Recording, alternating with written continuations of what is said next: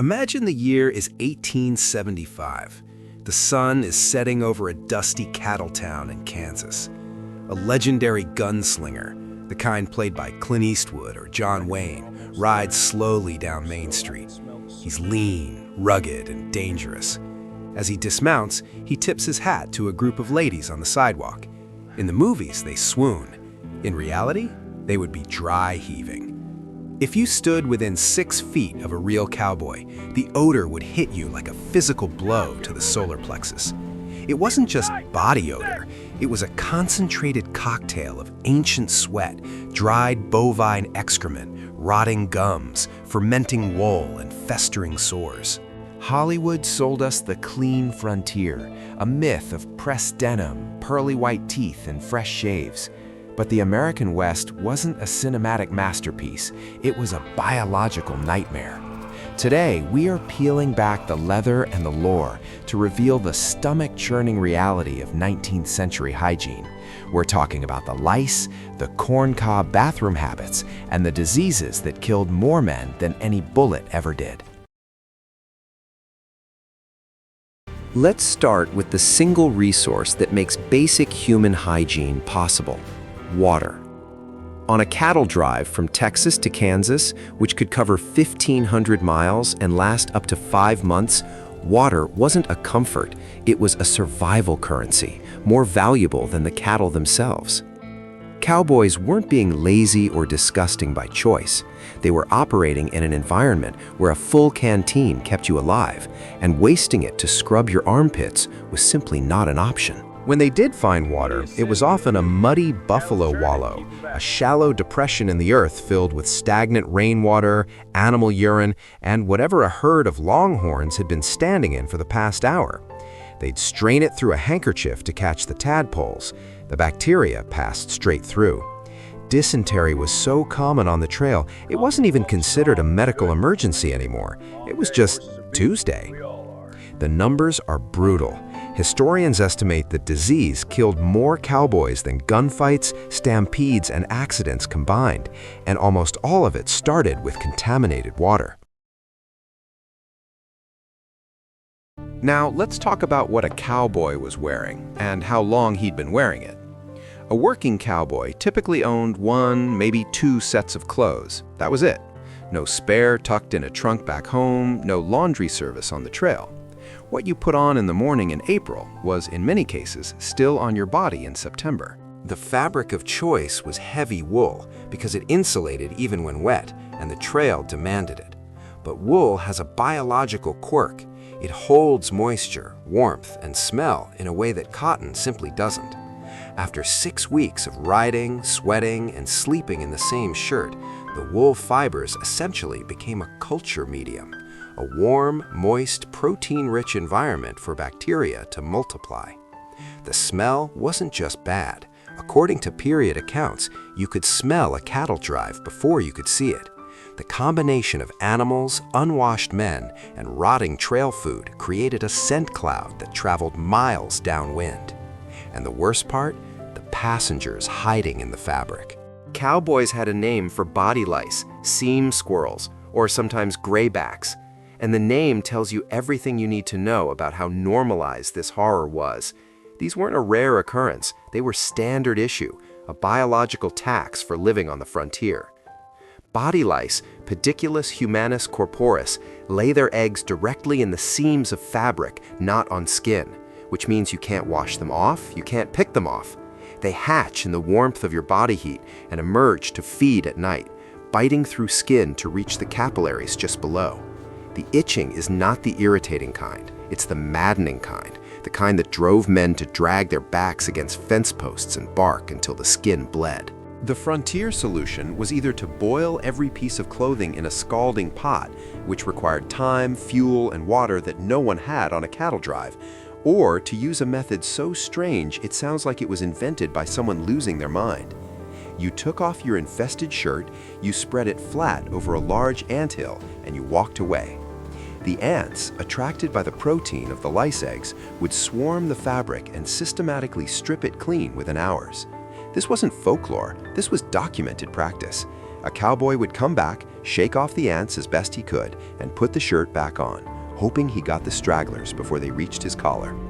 It worked, in the same way that burning your house down works for getting rid of a mouse.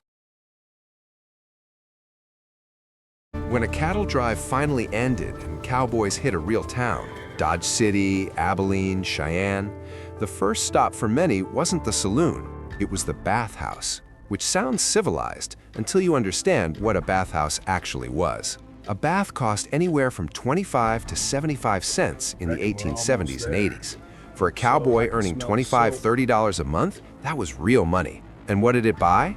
A wooden tub, some lukewarm water, and a lump of lye soap so caustic it would chemically burn the top layer of your skin if left on too long.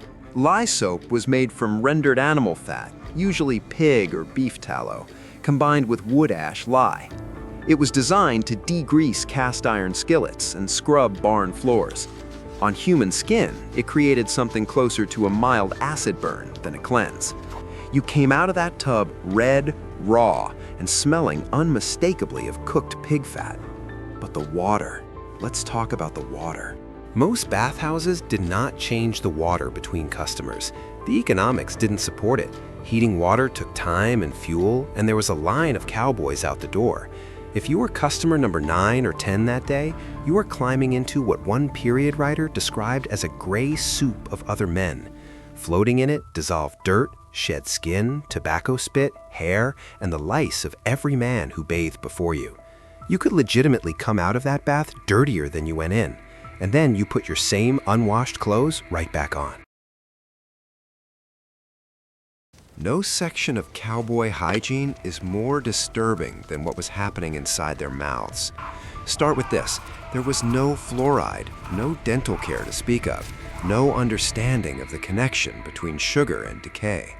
A diet heavy in dried salted meat, hardtack biscuits, and when in town, cheap candy and whiskey created ideal conditions for aggressive tooth decay that started young and progressed fast.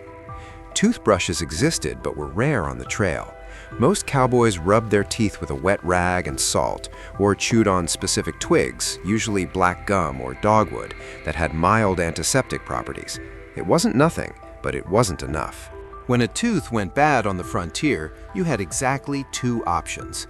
Suffer through an infection that could spread to your jaw, your skull, or your bloodstream and kill you, or have the tooth removed by whoever had the right tool and the nerve to use it. That was usually the town barber or the blacksmith. With no anesthesia beyond whiskey, no sterile instruments, just a pair of extraction forceps or regular pliers applied to a rotting molar while 2 or 3 men held you down. Historians have documented cowboys biting through their own lips during extractions. Infections from those brutal procedures were common, and yes, people died from abscessed teeth spreading to the brain. It happened more than anyone recorded because it was so ordinary it didn't seem worth writing down. Now add to all of that the universal cowboy habit of chewing tobacco. Nearly every man on the frontier chewed. The juice went everywhere, spittoons in the saloons, yes, but mostly on the floor, the ground, wherever was convenient. Saloon floors were covered in sawdust specifically to absorb the constant spray of brown saliva. And those floors became breeding grounds for tuberculosis, the bacteria surviving for weeks in that wet, organic material, waiting for the next person to stir it up. Here's the part history books politely skip over. Toilet paper didn't exist in any practical sense for most of the 19th century. The Sears catalog didn't start being used for that purpose until the catalog existed, and on a cattle drive, you didn't have even that. You had grass, leaves, and the infamous dried corn cob, which was used widely enough that historians have documented it across multiple first-hand accounts. If you've never thought carefully about the texture of a dried corn cob, now is the time, and I'm sorry. In towns, the outhouse situation was catastrophic in a different way. Public outhouses serviced by dozens or hundreds of people went weeks without being emptied or cleaned. The flies that bred in those pits had no concept of boundaries. They moved freely between the outhouse and the kitchen of the restaurant 12 feet away. This is not an exaggeration. Cholera and dysentery outbreaks in frontier towns were almost always traceable to this exact chain: contaminated waste, flies, food. Cholera could kill a healthy adult in 24 to 48 hours through dehydration alone, and it spread through entire towns before anyone understood the mechanism. The cattle drive ended, but the biological nightmare didn't. A typical ranch bunkhouse in the 1880s housed 15 to 25 men in a single room, roughly the size of a modern studio apartment. Windows were kept shut in winter to preserve heat. The air was a permanent mixture of wood smoke, unwashed bodies, boot leather, and flatulence that had been marinating for months. They slept on wooden bunks with straw-filled mattresses, ticks, that were replaced maybe once a season, and otherwise served as permanent homes for fleas and bedbugs. Bedbugs don't distinguish between men. If one bunk had them, within 2 weeks, every bunk had them. There was no effective treatment. You lived with the welts. And on cold nights, cowboys routinely slept pressed against each other for warmth, sharing blankets, sharing body heat, sharing whatever skin condition, respiratory infection, or parasitic situation the man next to you happened to be dealing with.